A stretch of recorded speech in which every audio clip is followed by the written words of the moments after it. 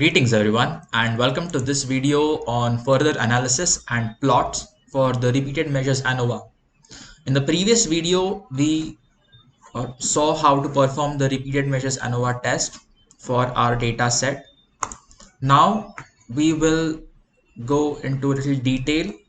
Select on the descriptive statistics option to get some descriptive statistics. Of course, we can select estimates of effect size and select on eta squared and partial eta squared. We can go to assumption checks, select on the sphericity tests. So now our sphericity test is violated because the p-value is significant.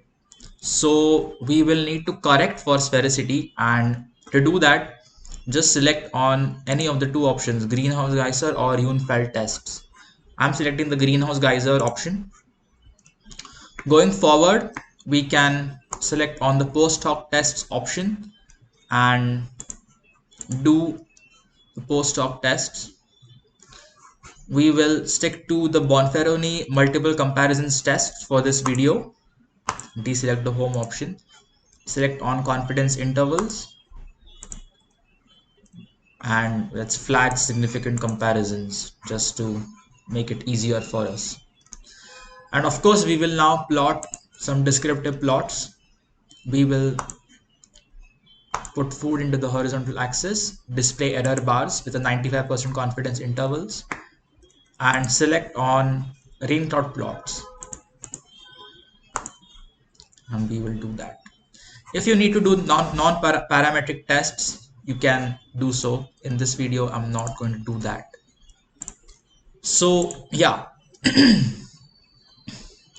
So we have the eta squared and partial eta squared, and we have the greenhouse geyser correction for sphericity because that assumption was violated. We have some descriptives. We have the descriptives plot.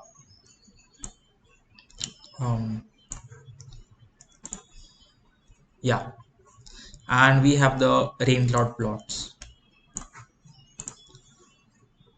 So yeah, this is better.